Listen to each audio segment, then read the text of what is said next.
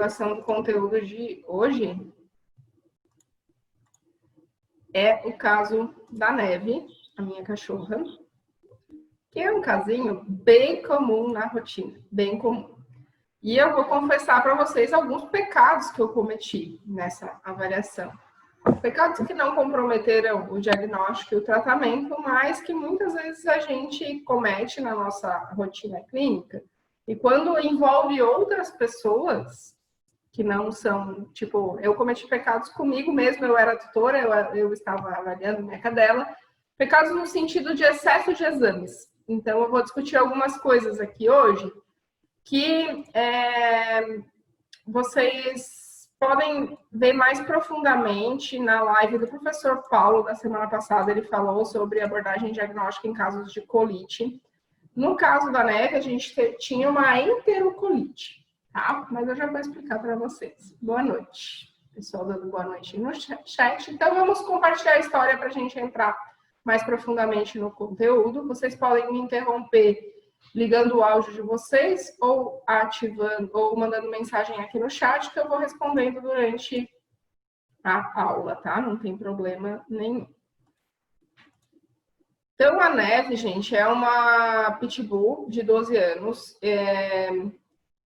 Ela tem 12 anos e eu tenho 11 de formada. Então, vocês já devem imaginar o que aconteceu, que eu adotei ela no meio da faculdade, no final da faculdade, porque meu irmão é médico veterinário também, e quando eu tinha recém ido para o estágio final, ele castrou a Neve em aula prática. Não sei como é que funciona na aula de vocês, mas na nossa faculdade, ele fez faculdade na mesma faculdade que eu, a gente castrava animais do Centro de Controle de Zoonoses. E aí a Neve foi castrada por ele e foi lá para casa fazer o pós-operatório. Na época, hoje não é mais, os pós-operatórios de castração eram feitos na casa das equipes dos estudantes. Então, estou folheando um pouco a história para vocês conhecerem a história da Neve, que é bem legal. E aí ela foi fazer o pós-operatório e ela voltaria a morar no Centro de Controle de Zoonoses, que na época chamava dessa forma, hoje nem tem mais esse nome a maioria dos locais. E aí, obviamente, que eu não deixei ela voltar e ela está com a gente até hoje. Só que hoje ela mora, estou contando a história para vocês entenderem onde ela está hoje. Ela mora na casa dos meus pais, que fica a 30 quilômetros de onde eu moro hoje, porque a gente optou por morar em apartamento, e como é uma pitbull, ela ficava bastante estressada em apartamento. Eu tentei deixar, mas não rolou. Então ela mora numa chácara, tem um amplo espaço com os meus pais. E aí, como é que começou essa história? O meu pai viu que tinha umas fezes esquisitas de um dos cães, só que ela tá junto com o Border Collie, que é o cachorro do meu irmão. E aí ele viu, mas ele não conseguia saber de qual cachorro que era, porque eles ficam soltos num pátio bem grande, né, uma chácara, então ele não conseguia identificar de quem que era. Então, mais ou menos foram uns 15 dias, e ele disse que via fezes normais, e daqui a pouco via umas fezes... Áudio parou? Não? Tá. A Tatiane falando que está com problema com o vídeo. O Wesley me disse que não, tá? Então, eu acho que é a internet de vocês. Tá tranquilo. Bem tranquilo? Então, tá. Então, obrigada, gente. Continuando a história da Neve. Então, as informações da anamnese foram conturbadas, mesmo sendo a minha cachorra, porque meu pai não conseguia saber quem era o cão que estava com as fezes amolecidas. Ele tirou foto, só que eu apaguei do celular sem querer, perdi a foto. E era um volume grande, nojento as fezes, assim, com um aspecto de sangue vivo e sangue digerido. Então, tinha características de melena, o volume era bem grande, tinha bastante muco. Tá? Até que mais ou menos 15 dias se passaram com eventos de fezes normais. Então, ele me disse, eu vi hoje, mas agora as fezes só tem cocô normal, acabei de juntar os cocô, tá tudo normal. E tá, beleza. Passou, foi algo que deu e passou, a gente não sabia nem qual cachorro examinar. E os dois estavam bem, comendo, sem vômito, sem apatia, sem nada. E aí, depois ele conseguiu descobrir de qual cão que era, de fato era a Neve, né? E eu fui lá examinar ela. Aí ela não tinha tido nenhum vômito, olhei o terreno inteiro, estava comendo muito bem. No exame físico que eu encontrei, gente, foi discreto desconforto à palpação abdominal, a temperatura de 38,1. Ela não gosta que mexa na barriga, então isso eu já sei do comportamento dela. Ficava meio difícil de afirmar que realmente era dor abdominal ou se é porque ela não queria que palpasse o abdômen. Ela fica bem irritada quando a gente palpa o abdômen. Deixa eu ver aqui, só liberando mais o pessoal que está querendo entrar. Tá. Ela estava taquipneica, mas ela é uma pitbull muito doida, que quando me vê fica pior ainda. Então, o tutor avaliar o cão nesse momento não foi muito legal, mas né, eu não ia levar ela em outro veterinário, só se for uma situação que eu acho que eu não vou ter condições psicológicas de resolver. E aí, gente, completando o histórico, eu havia administrado um vermífugo à base de pirantel e praziquantel há menos de 30 dias. Eu não marquei a data no cartão, mas com certeza fazia menos de 30 dias. Para ela e para o Border Collie, que convive no mesmo espaço.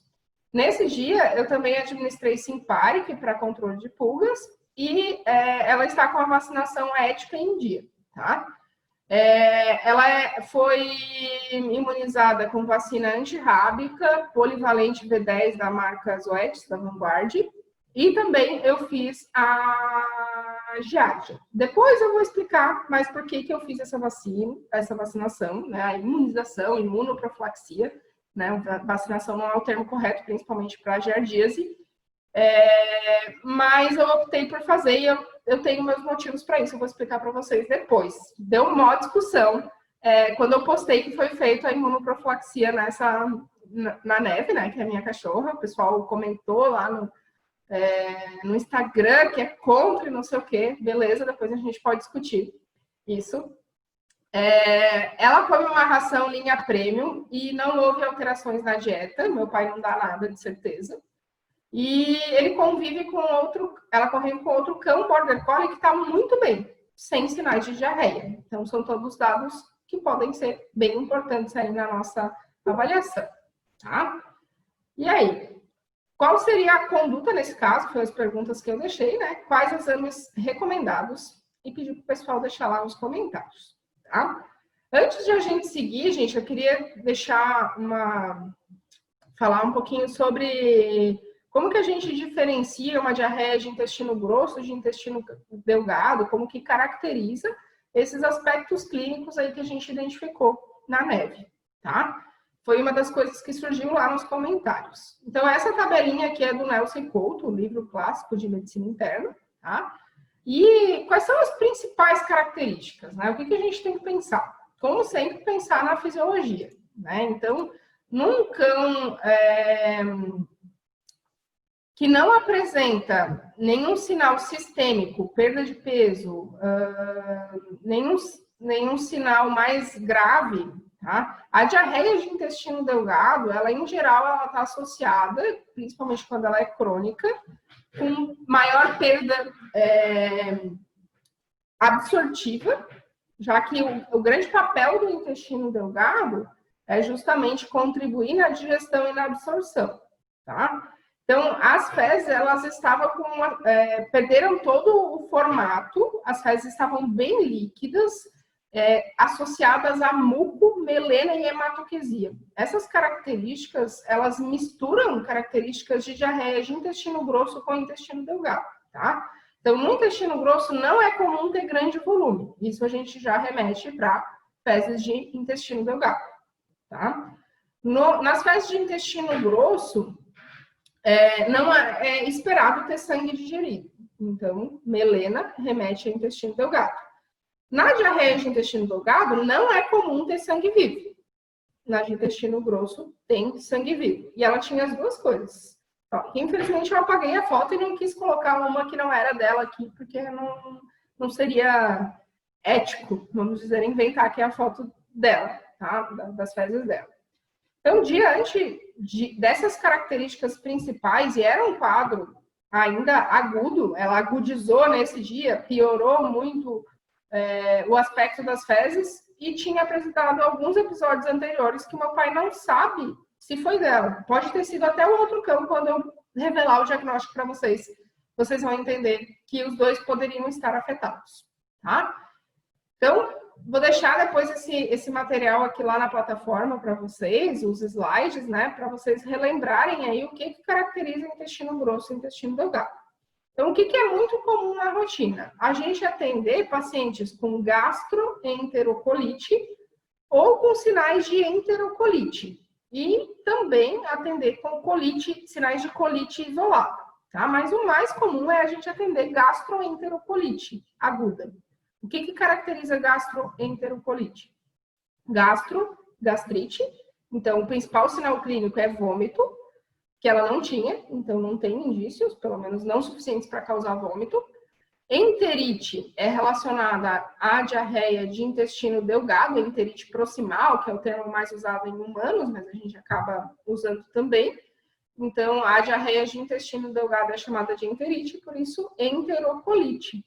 Tá? Então, no caso da neve, por ter fezes em volume aumentado, tá? Em grande quantidade, bastante líquidas, com muco, com aspecto de sangue digerido e sangue vivo, além do muco, tudo isso caracteriza uma enterocolite, tá? Então, é bem importante a gente olhar para esse histórico e detalhamento desse aspecto clínico das fezes para a gente identificar em qual parte do trato gastrointestinal que a gente está observando, de fato, doença, tá? Então, diante disso, gente, o que a gente tem que pensar como diferenciais? Os principais diferenciais de enterocolite são alterações dietéticas, ou seja, intolerância ou alergia alimentar, é isso que a literatura traz como causa importante, alimentos de baixa qualidade, mudança rápida na dieta, intoxicação bacteriana de origem alimentar e indiscrição dietética, tá? Por ser uma situação que o manejo é muito bem conhecido por mim, porque é a minha cachorra, tudo isso aqui pode ser descartado. Porque não teve mudança rápida na dieta, ela não comeu nada de diferente, nenhum tipo de alimento que pudesse estar contaminado, ela come só ração seca. Não teve ela não roubou nenhuma comida, isso já aconteceu, ela é bem safada, se ela tiver oportunidade, ela rouba mesmo e come. E intolerância e alergia num cão de 12 anos, que há bons anos come o mesmo alimento, ela come a Golden da Premier, tá? Foi a ração que ela mais gostou, se adaptou, bom custo-benefício, é essa ração que ela come há um bom tempo. Então, não teve nenhuma troca, não é um alimento de baixa qualidade, não houve troca de ração. Aqui, dieta, está basicamente descartado pelo histórico. Peraí que tem gente pedindo para entrar, deixa eu liberar aqui.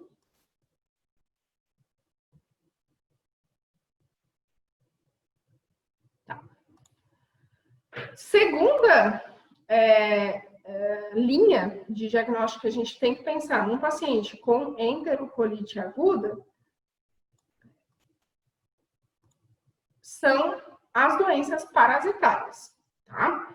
Então, os eumintos, aqui destaca-se ancilóstoma, toxócora e tricúspide.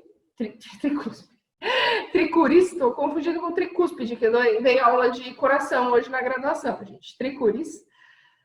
Isosporose e as coccidioses em geral, e ainda a giardíase, que foi muito bem, o pessoal que comentou lá no post no Instagram, lembrou da giardíase. A giardíase, gente, geralmente causa sinais de diarreia de intestino delgado, podendo ter sinais de gastrite e enterite, e raramente ela está associada a sangue nas fezes, tá? Então, eu não sei se vocês aprenderam assim, mas na minha cabeça, no início, quando eu estava começando a atender, eu tinha a presença de sangue nas fezes como um fator marcante de possibilidade de giardíase. E isso não está bem descrito na literatura, é o contrário, tá? A gente fez uma live só sobre giardíase também há um tempinho atrás, ela está lá no canal do YouTube, se alguém tiver curiosidade de entrar mais profundamente nesse tema, pode ir lá. Tá? Aqui, giardia, gente, é menos provável porque o paciente tem imunoprofilaxia. Então, vou entrar nesse tema. Quando eu coloquei isso lá nos stories, o pessoal questionou, mas ela não protege. realmente, ela não faz com que haja uma proteção 100% em relação a não adquirir a doença, tá? Então, o que a literatura traz sobre a vacina da Giardia? Ela traz que se o paciente desenvolver a doença, ele vai eliminar pouco carga parasitária, e essa carga parasitária eliminada não vai transmitir para outros animais. E se ele tiver a doença, então ele pode ter, isso está bem escrito, quem vende a vacina fala isso claramente, pelo menos deveria, né? Os contatos que eu tenho falam isso, mas se tiver a doença não vai ter sinal clínico importante. Então, do ponto de vista clínico, é improvável, né? Já que é um paciente que teve acesso à imunoprofilaxia. Até pouco tempo atrás, eu não fazia imunoprofilaxia com vacina de Giardia nos meus cães. Mas eu tive um quadro de giardíase. Eu já contei, eu acho, em alguma das lives, já contei várias coisas da minha vida pessoal para vocês aqui, mas eu tive uma giardíase no final da residência que foi traumática, tá? Pensa numa coisa que é tenso, a dor de barriga que dá uma giardíase. E depois que eu tive filho, né, meu filho tem 4 anos, ela lambe a cara da criança, né? Ele mexe no cocô se deixar, agora não, que já tem 4 anos, mas mexia. Se desse bobeira, ele tava lá cutucando o cocô. E nessa época que ele era bebezinho, ela morava com a gente numa casa. Então, as principais indicações da vacinação com giardíase são exposição do animal, contato do animal com crianças, para não expor as crianças. Eu não queria que meu filho corresse o risco de adquirir a doença, e também animais que vivem em superpopulação. Então, por isso eu resolvi fazer a vacina. E não era Giardia, já vou antecipar para vocês, tá? Então, a vacina não funciona? Ela não protege 100% em relação a desenvolver o processo de infecção e inflamação intestinal por Giardia, mas ela diminui consistentemente a eliminação e faz com que esse paciente não transmita para os seus contactantes, animais e humanos, e diminui muito os sinais clínicos, tá? Então, eu recomendo para todos os meus clientes, não, a gente nem usa no hospital escola a vacina de Giardia, mas quando tem essas situações especiais, um ambiente com muitos cães que o tutor possa bancar a vacinação, e quando os clientes me questionam em relação ao risco de crianças adquirirem, ou relatam que tem criança, eu sim recomendo, principalmente por uma experiência pessoal de ter tido giardíase. Imagina uma criança com giardíase, pode ser bem intenso também o quadro, por isso que eu resolvi fazer, tá? Só para explicar do ponto de vista técnico e também a minha opção pessoal como tutora. E não sei se alguém quer falar sobre isso, se vocês costumam usar nas clínicas de vocês. Eu acho que o cliente ele precisa saber exatamente o que ele está comprando. Eu, como consumidora, gostaria de saber disso se eu não fosse veterinário. O que a vacina oferece? Ela protege 100%? Não protege? O que acontece com o vacinado? O que acontece com o não vacinado? Né? Então, é isso que eu abordo com os meus clientes, que algumas pessoas me perguntaram depois da publicação de ontem, que, nossa, teve gente que ficou brava, que não pode vacinar.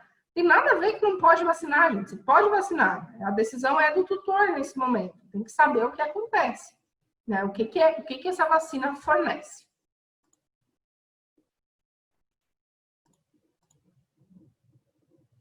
A Mara está dizendo que recomenda em situações especiais.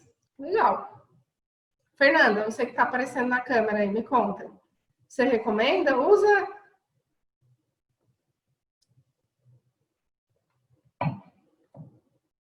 Usa sempre. Ó, pessoal. A Fernanda disse que não recomenda e não usa na dela. Super respeito, tá, gente? Então, é uma questão que a gente sabe como que é o mecanismo da vacina e sabe como que ela atua. E aí a gente joga essa decisão no tutor mesmo e recomenda nessas situações especiais. Legal. Então, vamos lá, gente. Então, esses são os principais diferenciais, tá? Aqui só coloquei os principais agentes aí de isosporose e coccidiose, né? Tanto em cães quanto em gatos, que podem causar principalmente um quadro de colite, tá? Então, o que a gente precisa considerar pensando enterocolite e gastroenterocolite. Tá?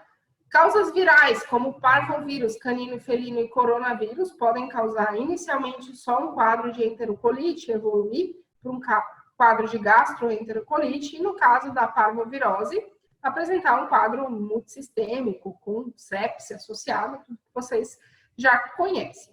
Um cão de 12 anos, imunizado, apresentar parvovirose não é impossível, mas é quase impossível. Tá? Então, antigamente, se acreditava que somente cães até 2 anos de idade poderiam ser acometidos por parvovírus.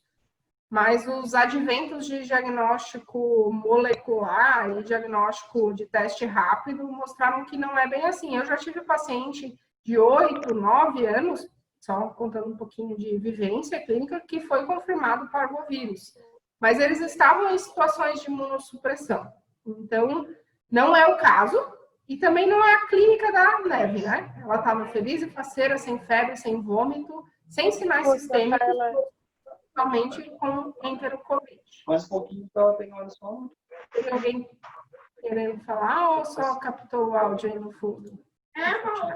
Não. Acho que não. Vou bloquear o áudio. Quem quiser falar, é só desbloquear, tá? Porque senão vai acabar atrapalhando, tá?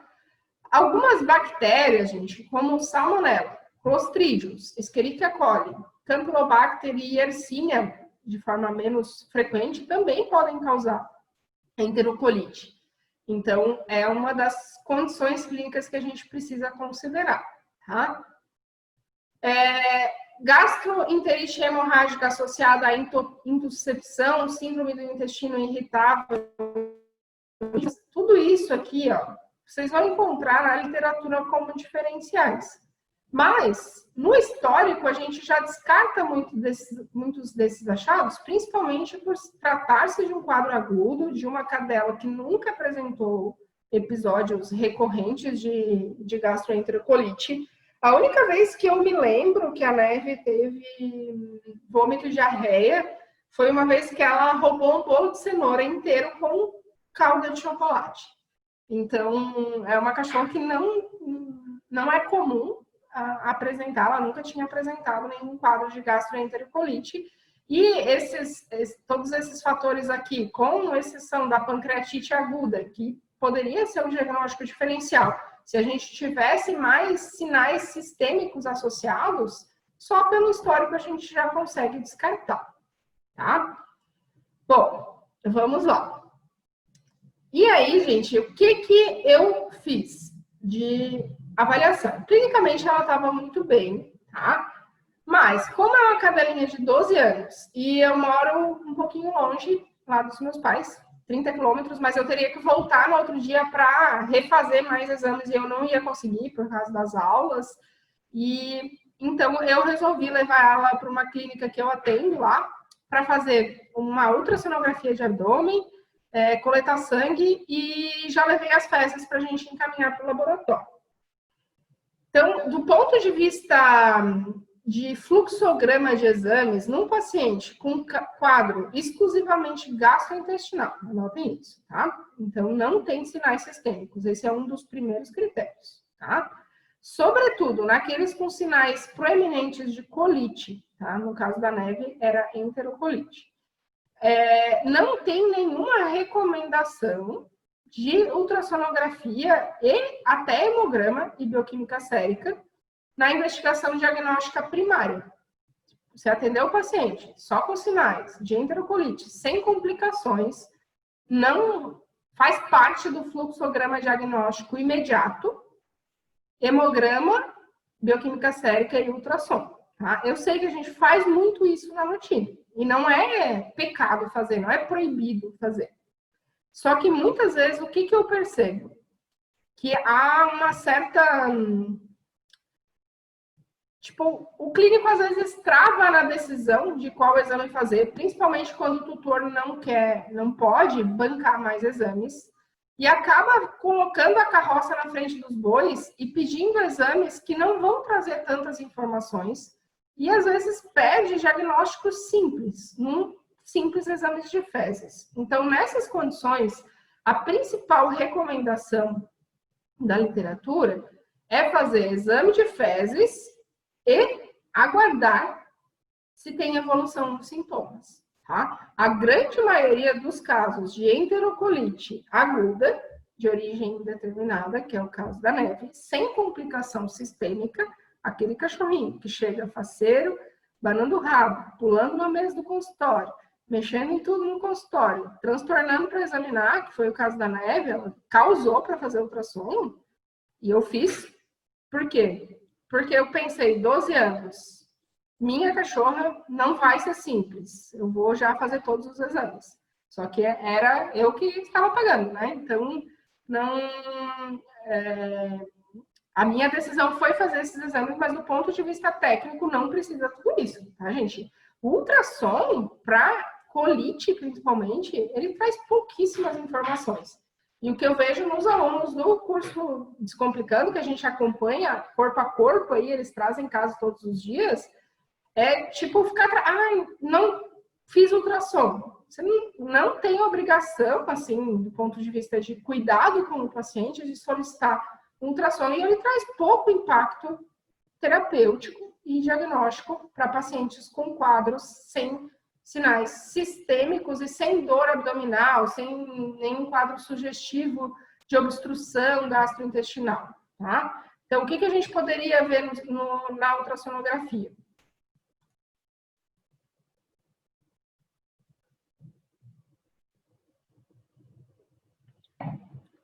Os principais achados que a gente poderia descartar na ultrassonografia seriam presença de massa, presença de sinais de pancreatite, presença de líquido livre, que pudesse estar direcionando a alguma outra causa abdominal, sinais de hepatopatia, sinais de alteração esplênica, sinal de obstrução gastrointestinal, todas as condições que normalmente estão associadas a outros sinais e não só a enterocolite simples, tá? Apesar disso, como eu falei para vocês, eu exagerei nos pedidos inicialmente, porque era minha cachorra, e eu resolvi fazer o exame. A gente fez a ultrassonografia de abdômen, ela tinha somente uma hepatomegalia discreta, com o fígado discretamente hiperecóico, tá? Então, são alterações bem subjetivas, isso eu queria também trazer aqui. Eu vejo muitas situações, não acompanhando os alunos, que a interpretação dos achados ultrassonográficos às vezes é difícil, mesmo que o ultrassonografista seja bom e que esteja tudo descrito lá. Então, primeiro, para identificar a hepatomegalia, são achados que dependem do operador. Então, não existe uma medida clássica que você vai dizer para aquele paciente está com certeza aumentado. Existe uma variabilidade individual. E um aumento discreto pode não ser importante para um determinado paciente. Além disso, só um aumento discreto com ecogenicidade discretamente aumentada é uma alteração bem inespecífica, tá? Então, pode estar associado a uma diversidade de patologias como lipidose, esteatose, fibrose hepática, diabetes, cirrose, linfoma, hepatopatia por esteroide, colangiopatite crônica, hepatopatias tóxicas, e nada disso tem conexão com o quadro clínico que a Neve apresentava. Tá? Então, eu deixei essas alterações para lá, porque logo na sequência a gente descobriu o que estava acontecendo com ela. E aí, o que mais que a gente encontrou, gente? Um hemograma completamente normal, tá? A bioquímica sérica também não tinha nenhuma alteração importante, tá? Só a albumina um pouquinho aumentada. Isso pode ser só por uma desidratação subclínica. Clinicamente, eu não percebi desidratação nela. Mas como ela tinha um volume de fezes muito grande, perdeu o líquido via gastrointestinal, esse aumento de albumina pode ser só por hemoconcentração, bem como esse hematócrito aqui, ó. 51% está dentro do valor de referência, tá? Mas em exames anteriores ela tinha um hematócrito um pouco menor. Então, o hematócrito dela girava em torno de 45%, 44% em outros exames que eu fiz. Então, esses achados aqui remetem somente a uma hemoconcentração discreta, sem sinais clínicos de desidratação. Então, gente, quando a gente pensa em desidratação, pensa em mecanismo, para acontecer desidratação tem que estar perdendo líquido mais do que ingerindo. E aparece antes nos exames do que clinicamente, tá? Então tem que estar ligado aí nesse link para conseguir identificar, tá? Como eu fiz ultrassom antes de fazer a requisição dos exames de sangue, a gente fez a ultrassonografia de abdômen e coletou sangue, como tinha hepatomegalia, eu já pedi também bilirrubina total para complementar a avaliação aqui, além de ALT e fosfatase alcalina, tá?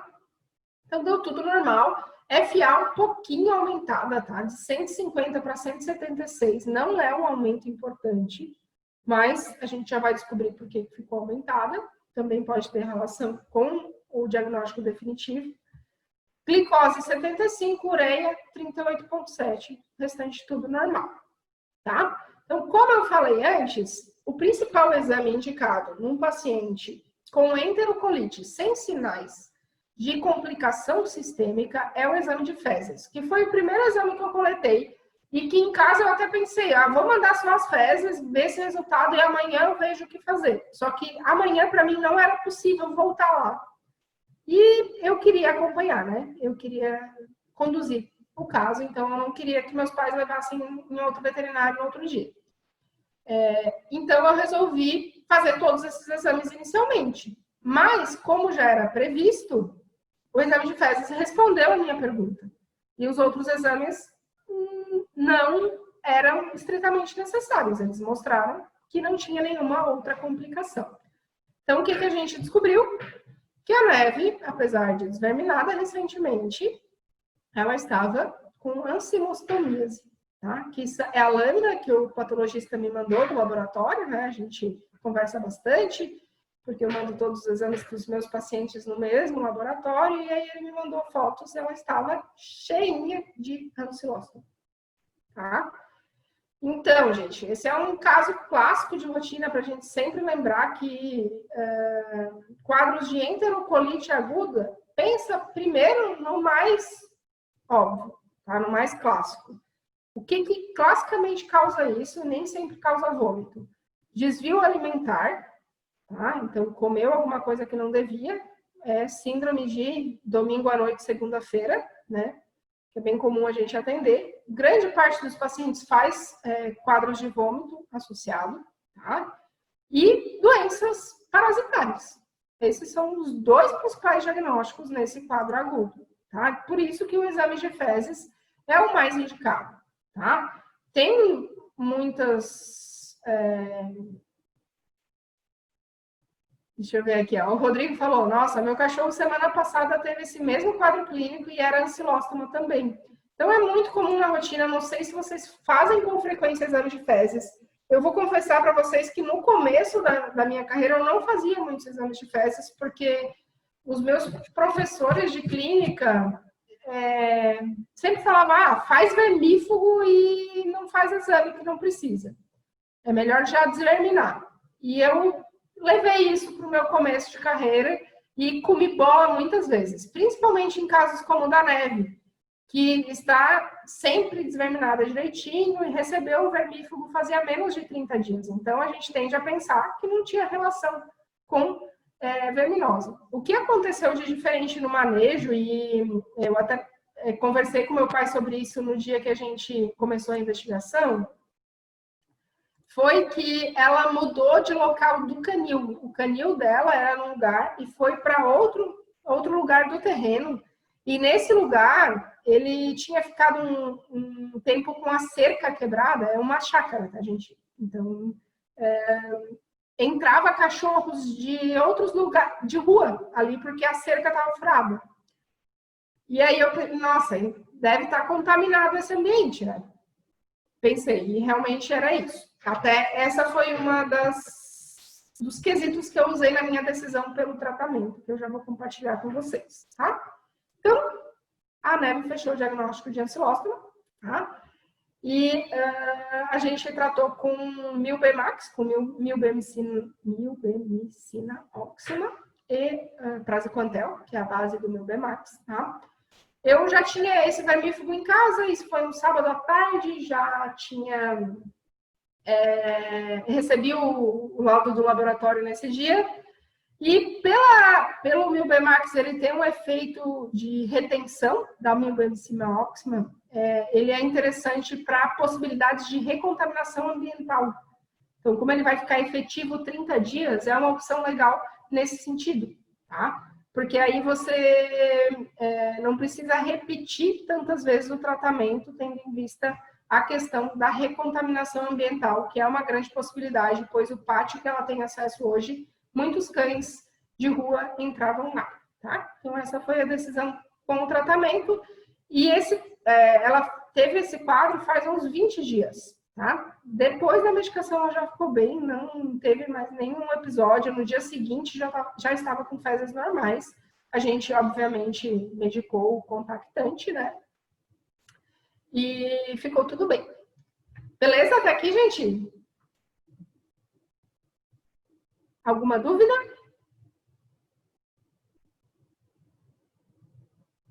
Tá.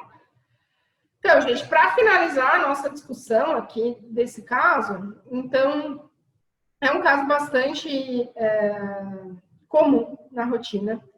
E eu trouxe esse artigo aqui, ó, para a gente falar um pouquinho, que ele fala sobre a prescrição medicamentosa, farmacêutica, né, em cães com diarreia aguda. E ele foi um estudo, só um pouquinho que veio uma dúvida. Alguém perguntou em relação, já vou falar do artigo, tá? A Lívia perguntou em relação às fezes se pode ser coletada do chão. Não tem problema usar as fezes do chão para fazer parasitológico, tá? Só não pode vir cheio de sujeira, né? Num lugar que cheio de grama, de terra junto, aí vai prejudicar a análise. Mas no sentido de contaminar, não tem problema, pode coletar, tá? No caso da neve, eu coletei da parte de cimento do canil, onde ela tinha acabado de fazer aquele cocôzão feio, tá? Deixa eu ver.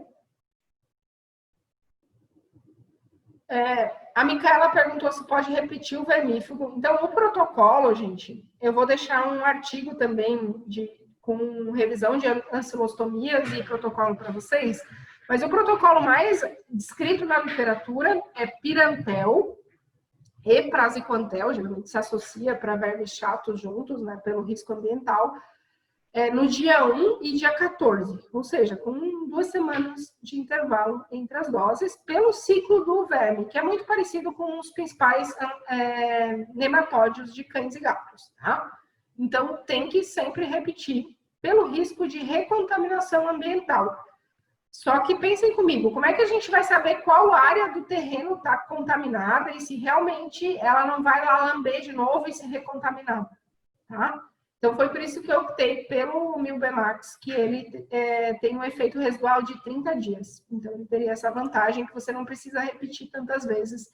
E ela é chata para tomar comprimido, então a gente resolveu fazer desta forma. A gente não, eu resolvi, né? Como dona e veterinária dela. Uma pergunta não é boba, não, Aldileia. Um animal de fezes normais pode ter verminose? Pode, gente. Tanto ancilóstoma quanto toxócora, quanto tricúris, principalmente animais adultos, pode ter quadro intermitente de alteração na consistência e formato das fezes, então pode ter normal. A Gi perguntou sobre o diagnóstico de salmonelose. O diagnóstico de salmonelose é extremamente difícil, tá? Porque ela é difícil de isolar do ponto de vista laboratorial. Uma cultura de fezes positivo não significa que o animal está doente, porque a salmonela também pode estar presente como flora fecal normal. Então, tem vários pontos que a gente precisa levar em consideração, evidências de complicação sistêmica, evidências de sepse associado à coprocultura. Tá? Eu já estava com essa ideia na cabeça, eu acho que vocês vão gostar. A gente tem uma parceria, né? O Ricardo do ATB Navet, que é um outro Instagram, eles também têm cursos e trabalham em educação continuada na medicina veterinária. Ele é microbiologista veterinário, trabalhou comigo em outra universidade E eu conversei com ele para a gente fazer algumas lives e aulas. Acho que vai ser reunião aqui com vocês, que é melhor, que a gente pode compartilhar mais coisas de tratamento, bem, fica melhor. E a gente vai falar mais profundamente sobre diagnóstico de clostridiose, salmonelose. Só falta eu combinar com ele. O que vocês acham? Podemos marcar outro dia para falar mais profundamente disso? Tá? Porque são aspectos bem pontuais, que a gente tem mais tempo para discutir esse tema específico. Beleza. Então, eu vou combinar com ele, que ele com certeza vai gostar de participar. A gente já tinha comentado para fazer, só não marcou a mesma data. A Débora perguntou se eu acho válido vermifugar mensalmente animais que vão na rua ou têm contato com terra. Eu acho exagero, tá? Mas há recomendações, principalmente de empresas que vendem medicamento, de fazer isso. Do ponto de vista de evidência científica, não tem recomendação de vermifugação mensal. É um excesso de exposição a fármacos, tá, gente? Então, é isso que a gente tem que pensar também. Eu costumo fazer com intervalos de 6 meses, tá? É o que a literatura traz como recomendação. E ainda, a recomendação é testar, fazer parasitológico antes de desverminar. Se não tiver nenhuma presença de parasita, não desverminar. Isso eu não faço em todos os meus cães, tá? Porque o risco ambiental é grande e eu prefiro fazer a cada 6 meses. Mas o que a literatura fala é isso, tá? Caso de prevenção da girofilariose, muda de figura. Em regiões endêmicas, em regiões em que há recomendação de profilaxia para girofilariose, deve-se sim fazer. E o Milbemax, né, com milbemicina ótima, é um dos fármacos utilizados com efetividade, tá? Para isso tem que fazer sim. É que eu estou, gente, numa região que não tem girofilariose endêmica, tá? Não tem leishmaniose endêmica, quase não tem hemoparasitose, então é muito diferente do que vocês vivem no Sudeste, Nordeste, Centro-Oeste aí que eu acompanho o pessoal, tá? Então aqui, por ser uma região mais fria, essas doenças, onde eu estou hoje no litoral de Santa Catarina, a hemoparasitose a gente vê mais. Mas onde eu trabalhava antes, que é na Serra Catarinense, a temperatura média anual gira em torno de 10 a 14 graus. Então, não tem. A gente era um evento, tá? Ver uma hemoparasitose. Giardiose aqui é muito comum, gente. Tá? Em geral, a giardiose está relacionada com a qualidade da água e com o índice de saneamento básico da cidade. Tá? Então, quanto menor o índice de saneamento básico, pior a qualidade da água, e essas duas coisas caminham juntas, maior o índice de giardiose. Tá? E, infelizmente, na nossa região, é ruim a qualidade da água. Rangeliose é mais comum do que babeziose. Mas, assim, não é no verão, de 5 cachorros de 10, vamos dizer, para fazer o percentual. 10 cães que eu atendo, não tem um com hemoparasita, sabe? De 100, sei lá, 10 não tem hemoparasita. Não é uma frequência tão grande quando eu vejo nos nossos alunos, tá? Dessas regiões, né, que eu falei para vocês. De onde você é, Rodrigo?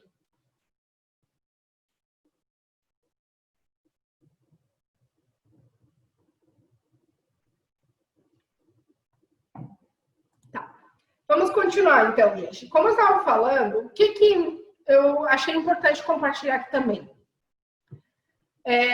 Quando a gente atende um paciente com enterocolite aguda, principalmente quando a diarreia é feia, está cheia de sangue, eu aposto que deve dar uma coceira muito grande, uma vontade de prescrever antibiótico terapia. Vocês sentem isso? Eu já senti bem forte. Hoje eu sinto menos, mas às vezes ainda dá. Uma coisa, tá? Então, o Alexandre diz que sim, que sente, tá? Por que a gente tem isso na cabeça, gente? Principalmente por uma cultura de que é necessário prescrever antibiótico terapia quando tem diarreia com sangue. Existiam artigos e livros mais antigos que recomendavam o uso de antibiótico terapia com o critério presença de sangue. E isso já caiu em desuso há muitos anos. Tá? Acho que uns 15 anos já se vem falando contra essa conduta. E isso não é por preferência, por querer fazer diferente. É porque os estudos mostram que tratando com antibiótico ou não tratando, o resultado é igual ou até melhor sem antibiótico, porque aí você não mata a flora bacteriana normal junto com o que você queria matar. Então, eu trouxe esse artigo, ele até foi enviado na newsletter dessa semana, que é um dos e-mails de conteúdo que a gente manda, que fala que eles fizeram uma avaliação baseado em prontuários e tipo de prescrição. Então, eles olharam, baseado em quadros clínicos de enterocolite, o que foi prescrito. E aí, o que eles detectaram? Que não era de se estranhar, que tinham visto uma considerável diversidade terapêutica, ou seja, não tinha um padrão. Chegava lá foi na Europa, né? Na Inglaterra, os veterinários faziam uma coisa, na França, outra, em outro hospital, outra coisa completamente diferente, com o mesmo quadro clínico, tá? E a maioria dos casos houve prescrição de antibiótico terapia, em torno de 60% dos casos com enterocolite aguda, sem sinais sistêmicos, foi prescrito antibiótico terapia, principalmente metronidazol, que é um dos superusos que acontecem nessas situações, tá? Então, a gente tem que pensar nisso, por sermos envolvidos fortemente na prevenção de resistência bacteriana, né, como agentes de saúde única.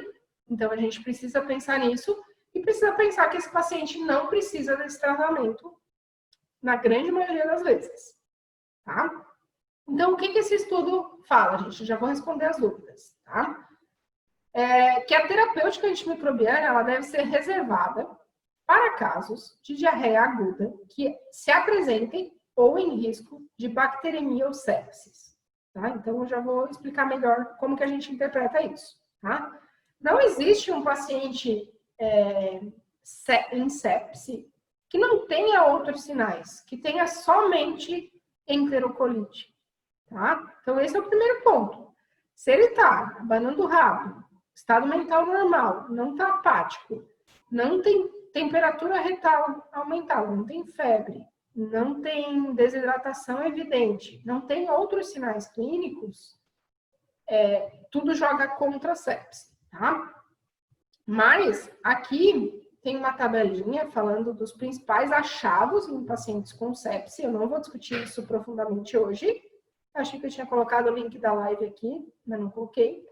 E umas semanas atrás, o professor Paulo fez uma aula só sobre isso, tá? Então, eu indico que vocês deem uma olhadinha lá nessa aula, olhem, guardem essa tabela, tá? Mas os principais achados são sinais de doença sistêmica, tá? Então, se não tiver, segura a onda no receituário, não precisa prescrever, você está embasado tecnicamente, não precisa ficar na noia da medicina defensiva.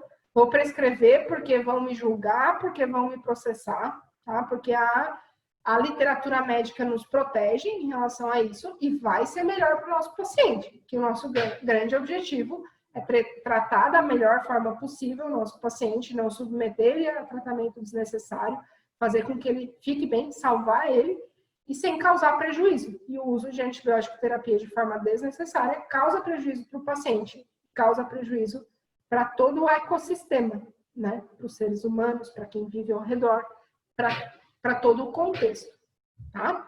Então, nesses casos, uma combinação... Então, você não tem o resultado do exame. O que você vai fazer? Você pode recomendar a mudança dietética para uma ração específica, gastrointestinal, ou dieta leve, tá? Carne magra com arroz branco. Essa é a principal dieta leve recomendada para aquele paciente que está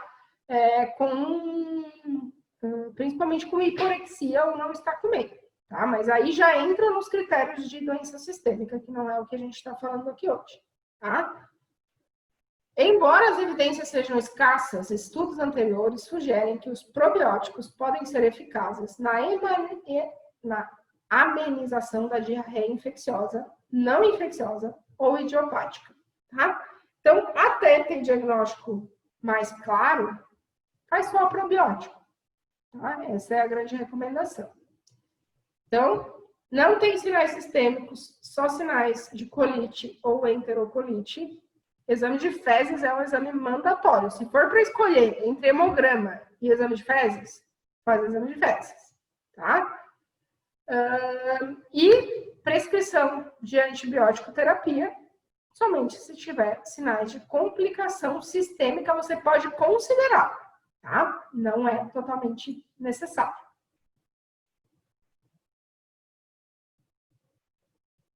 Carne magra, tá? Pode usar carne bovina magra como dieta leve, mas é uma dieta só para decidir em relação a esperar o resultado dos exames, estimular o apetite. Eu costumo passar só ração gastrointestinal, porque eu não tenho informação em nutrição, em prescrição de dieta natural, tá?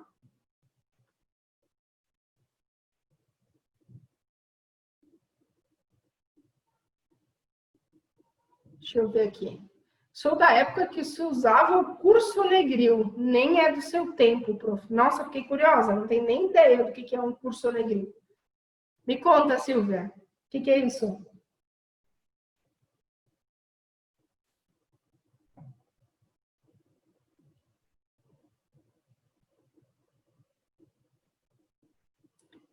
Passo arroz, batata cozida e frango. Dieta leve, arroz, batata cozida e frango é bem tranquilo, pode sim. Gente, fiquei curiosa com esse negócio do curso Negril. Alguém me conta. Não posso sair daqui hoje.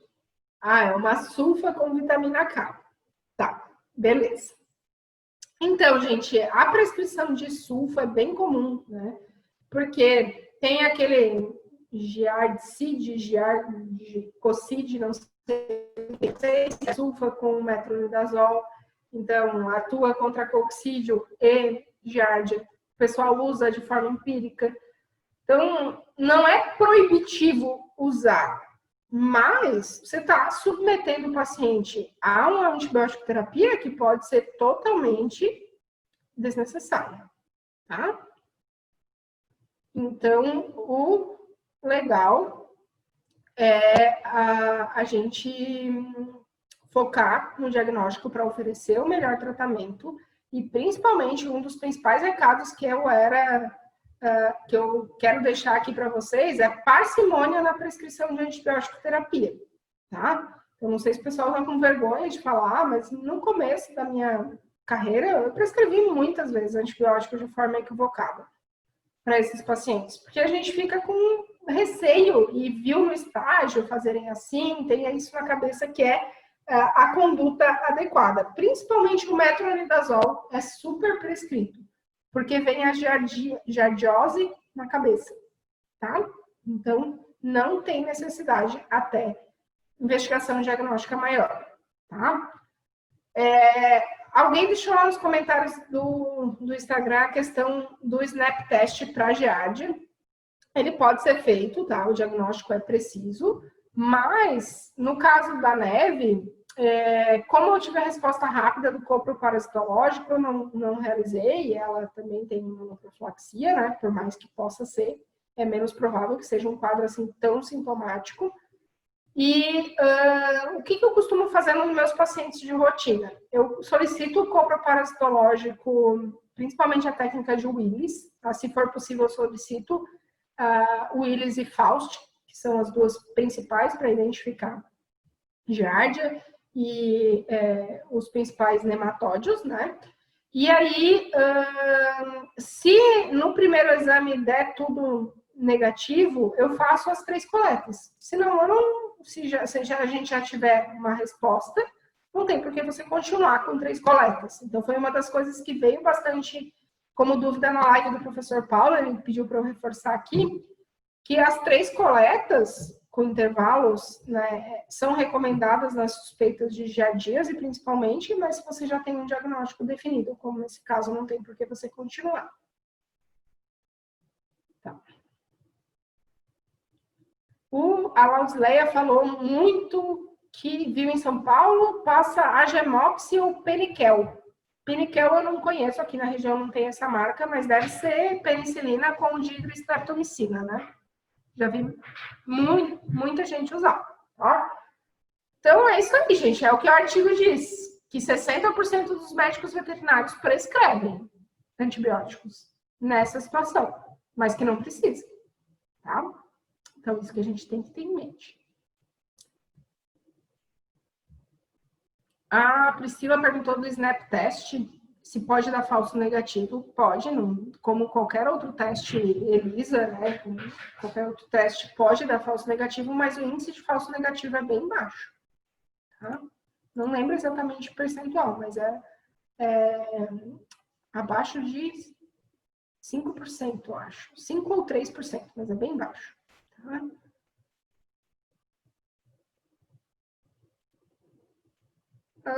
Quando a diarreia é muito líquida, às vezes prescrevo carvão ativado. Existe, na sua opinião, finalidade?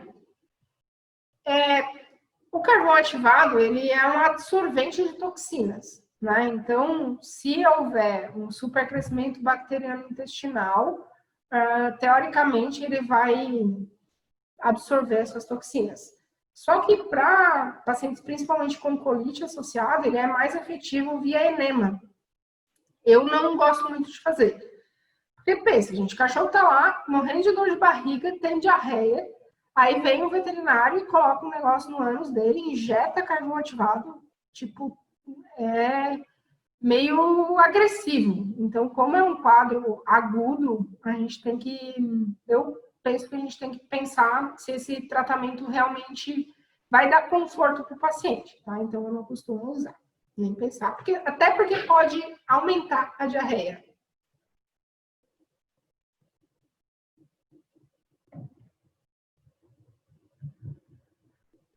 A Altamira falou, fico feliz, porém às vezes me sinto insegura, mas hoje me sinto mais segura. Muito bom, a gente fica muito feliz quando vocês se sentem mais seguros e esse é o grande objetivo de estar aqui ao vivo. Usem esse momento, tirem as dúvidas de vocês e é muito legal a gente poder compartilhar casos. De vez em quando a gente traz casos dos alunos aqui também. Então, isso aumenta muito a nossa biblioteca de casos clínicos, né? Falou de enema de carvão ativado para parvo, a Silvia. Eu já vi alguns locais usarem, tá? Mas eu não acho que tenha benefício e na literatura não tem nada comprovando esse benefício, tá? Então, são práticas que a gente vê, mas que não há benefício. Paciente com jardiose possui algum risco em fazer a vacina? Não, tá? Mas ela não é recomendada durante a fase aguda da doença, não tem por que fazer também. Você trata primeiro, depois vacina, tá? O pessoal está falando que usam bastante o antibiótico ou o enema? Ah, tá. E antibiótico não, gente, já mudou tanto assim, eu não fiquei sabendo. Ou é porque vocês já são alunos RCVET e já estão com isso muito claro na cabeça? Antibiótico também, né? Vamos ser sinceros, que dá aquela coceirinha, mas eu sei que vocês vão usar esses critérios, né? O professor Paulo usou um exemplo muito clássico na live dele. Todo mundo aqui já deve ter tido um quadro de gastroenterite aguda. Eu já tive vários. Você vai no hospital, o máximo que fazem é fluido se você perdeu muito líquido e tchau e benção. Vai para casa que melhora, né? Ninguém sai com prescrição de antibiótico. Alguém falou sobre fezes de animais introduzidas no reto. Saiu um estudo esses dias, quentinho, no forno, sobre transplante fecal, tá? É meio esquisito, mas em humanos já tem sido usada essa técnica. Então, é um enema, eu não li detalhadamente o protocolo, nunca fiz, tá? Mas é feito um enema com fezes de um animal saudável para transplantar a flora normal para a flora do animal que está com quadro de gastroenterite aguda. E nesse estudo eles viram que foi melhor o resultado do que usar metronidazol, mesmo para os casos que era clostridiose, que era bacteriana, tá? Então, como eu falei, nós vamos marcar com o professor Ricardo uma aula só sobre diagnóstico de gastroenterites bacterianas.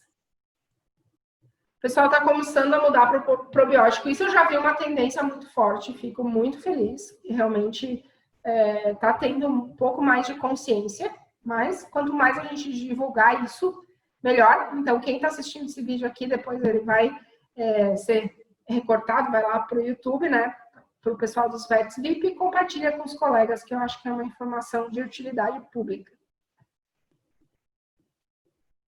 Ah, o Augusto disse que já apresentou o trabalho. Sim, tem vários trabalhos. Vai sair um agora, de 2020, acho que foi mês passado, que tem uma comprovação bem legal dos resultados, tá? Beleza, então, gente. Para hoje, era isso, então. Se alguém tem alguma dúvida, pode deixar que eu responda em relação a esse tema. Mas a gente vai focar no tema de cada aula para a gente não se alongar demais e vocês conseguirem aproveitar e captar o conteúdo. A Lívia perguntou qual probiótico eu indico. A gente costuma usar aqui no Sul, nas maioria dos locais que eu trabalhei, o da Vetnil e o da Organite. São as duas marcas que eu tenho experiência, eu gosto dos dois. Já uso bastante, tá, na rotina. Porque a gente pode passar o probiótico, porque mal ele não faz, até ter resultados mais conclusivos, principalmente do exame de fezes nesses casos. Ó, a Mara diz que faz recomendação para giardíase com desinfecção ambiental, fomites, amônia quaternária, tosa dos pelos, lavar a região perianal. Show de bola.